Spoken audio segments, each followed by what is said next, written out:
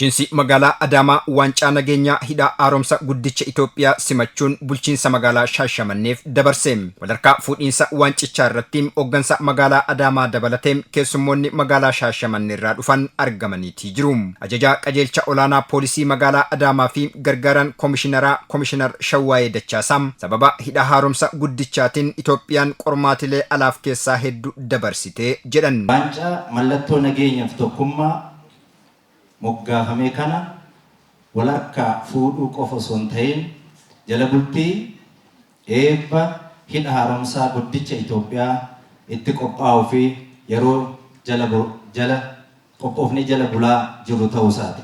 Sadarkaa kan irra gahuudhaaf bu'icee guddaa dabarsinee jirra. Qormaatilee nu qunnamaa turan keessais tokkoffaa qormaatilee alaa fi keessaa sababa hidha laga Abbayyaa kanaatiin rakkoolee hedduu keessummeessaa turree jira. Akkasumas gam tokkoon qaamonni tokko qoqqophii nurratti buusuudhaaf biyyattiin keenya mana hidhaa keessa akka jiraattu rakkoo fi shira guddaa nurratti uumaa turanii jiru. Akkasumas gadaantummaan akka nutti dhagahamu bifa adda addaatiin shira adda addaa nurratti xaxanii jiraachaa turanii jiru. Biyyattiin maraamartoo iyyummaa keessaa akka hin baanee fi nageenyi keessoo biyyattiitti akka hin jiraanneef alaaf keessaan yaalii hedduun taasifamaa turus qormaaticha injifachuun danda'amuu ibsaniiti jiru. Dhimma keessoo keenya hammeessuudhaan duubatti nu deebisuudhaaf shiraa fi tumsa guddaa nurratti gaggeessaa turan. Karaa biraatiin miidiyoon qaamota kanaa biyyattii keenya irratti sa'a 24 olola warra hin cinne gaggeessuudhaan hawaasa keenya burjaajessaa turanii jiru. Akkasumas akka biyya keenyatti birmadummaa ishii gaafii keessa galchuudhaaf waa hunda shira guddaa waan qaban hundaa nurratti fixatanii rakkoo addaa nurratti uumaa turanii jiru. Akkasumas rakkoo sababa amantaatiin jeequmsa adda addaa keessa gallee akka wal finnu tumsa nurratti gochaa turanii jiru. Rakkoo sabummaadhaan akka wal qoqqoodnu fi akka wal bittinneessinu shira guddaa balaa guddaa nurratti geessisaa turanii jiru. Rakkoo dinagdee cimaa ijaarrannee hiyyummaa keessaa akka hin baane bifa adda addaatiin tooftaalee beekamanii fi hin beekamneen nurratti waraana guddaa labsaa turanii jiru. Durattis injifannoon eegale itti fufee galma badhaadhinaa Itoophiyaan qabatte kan milkeessu ta'us dubbataniiti jiru.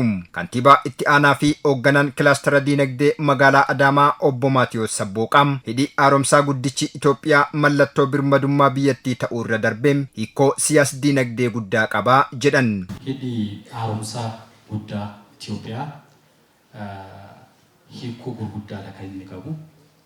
Keessattuu gama dinagdeedhaan hiikoo inni qabu gabaabsee waa muraasa kaasuudhaaf dhimmoota ijoo arfan tokko inni tokko dhimma enerjii yookiin anniisaa maddisiisuudhaan wajjin wal qabatudha. Meegaawaattii akkuma beektan 6,400 ol kan maddisiisu yeroo ta'u dandeettiin ibsaan biyyi keenya maddisiisaa jirtu kana dachaadhaan kan guddisu ta'uusaadha. Gama guddina dinagdeedhaanis biyyi keenya Itoophiyaan utubaalee dinagdee 5 qabdu keessaati tokko indaastirii fi dhimma industrializationidha wajjin wal qabatudha. Dhimmi indaastirii wajjin wal qabatu kun immoo kallattiidhaan humna elektirikiidha wajjin ibsaa wajjin wal qabata. Yeroo biyyoonni qaxanichaa Itoophiyaa waliin qaban jabeessuu fi dhiibba uumtummaa Itoophiyaa agarsiisuu keessatti illee qooda kan qabu ta'uu ibsaniiti jiru. Ji'opolitiksii qaxanaa baha Afrikaa kana keessatti poozishinii yookiin bakki Itoophiyaan qabdu guutummaa guutuutti jijjiiruu danda'a.